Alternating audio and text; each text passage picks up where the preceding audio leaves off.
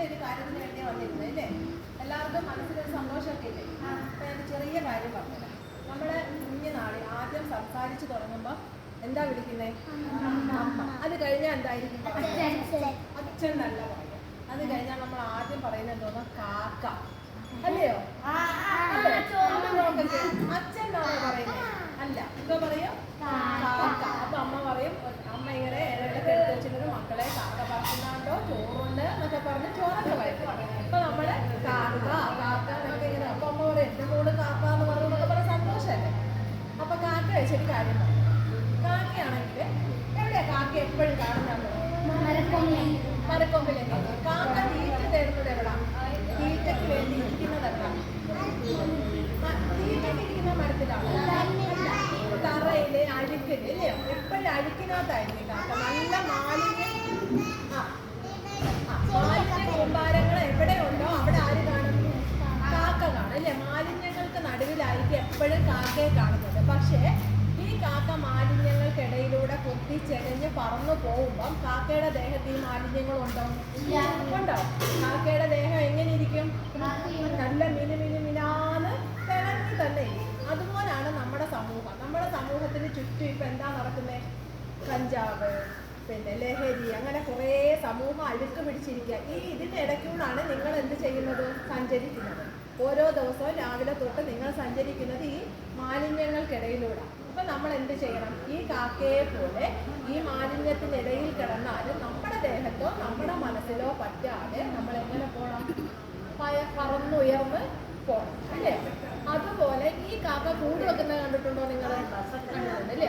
കൊച്ചു കൊച്ചു കമ്പുകൾ കൊത്തിക്കൊണ്ട് വന്ന് കാക്കക്കൂട്. ഇപ്പോഴത്തെ കാക്കക്കൂട് തറയെന്ന് വീഴുന്നത് നിങ്ങൾ ആരെയും ശ്രദ്ധിച്ചിട്ടുണ്ടോ? പണ്ടത്തെയൊക്കെ കാക്കക്കൂട് തറയെന്ന് വീഴുമ്പോൾ കറക്റ്റ് ചകരിനാര് വാഴനാരും ഒക്കെ ആയിരുന്നു. ഇപ്പോഴത്തെ ഒരു കാക്കക്കൂട് തറയെന്ന് വീഴുമ്പോൾ നിങ്ങൾ നോക്കണം, അതിനകത്ത് പ്ലാസ്റ്റിക് കമ്പുകളായിരുന്നു. പ്ലാസ്റ്റിക്കിൻ്റെ വള്ളികൾ, നമ്മുടെ റബ്ബറിൻ്റെ കെട്ടിയിട്ടുള്ള കമ്പികളൊക്കെ. കാക്കയെ മോഡേണാണ്. കാക്കയ്ക്ക് മുമ്പ് എന്ത് മനസ്സിലായി? എൻ്റെ കൂടിന് ശക്തി വെക്കണമെങ്കിൽ ഇന്നത്തെ സാഹചര്യത്തിൽ ഞാൻ എന്ത് ചെയ്യണം? ഇങ്ങനെയുള്ള സാധനങ്ങളൊക്കെ വെക്കണമെന്ന് കാക്കയ്ക്ക് മനസ്സിലായി. അപ്പോൾ കാക്കയ്ക്ക് ബുദ്ധി വന്നു ഇല്ലയോ?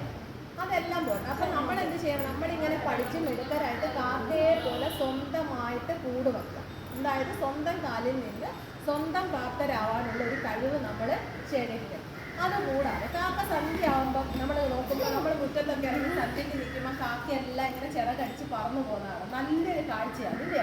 നമ്മളിപ്പോൾ ആകാശം നല്ല ആകാശം കാണുന്ന ഒരു വിജനമായ സ്ഥലത്ത് നിൽക്കുവാണെങ്കിൽ കിളികളെല്ലാം ചിറകടിച്ച് ഇങ്ങനെ പറന്നു പോകുന്നത് കാണാൻ നല്ലൊരു കാഴ്ചയല്ലേ? അപ്പോൾ ഈ കാക്കകൾ സന്ധ്യ ആകുമ്പോൾ കൂടണയുന്നുണ്ട്. അവരോട് ആരെങ്കിലും പറയുന്നുണ്ടോ നിങ്ങൾ സന്ധ്യ ആകുമ്പോൾ കൂടണയണോന്ന്?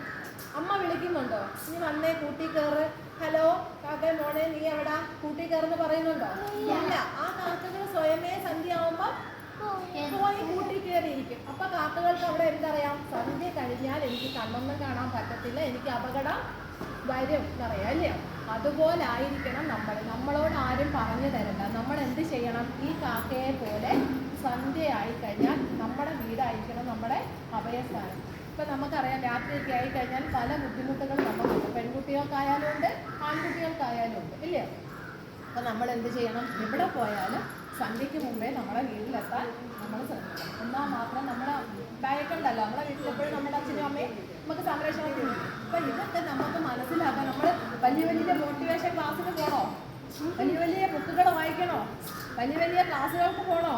ഈ കുഞ്ഞ് കാക്ക നമ്മൾ ആദ്യം പറഞ്ഞ് പഠിച്ച വാക്കിലുള്ള ആ കൊച്ചു ജീവി മതി നമ്മുടെ ജീവിതം ഏറ്റവും കൂടുതൽ അർത്ഥവത്താക്കി നമുക്ക് ഏറ്റവും നല്ല മോട്ടിവേഷൻ വരാം ഇല്ലയോ? ഈ 3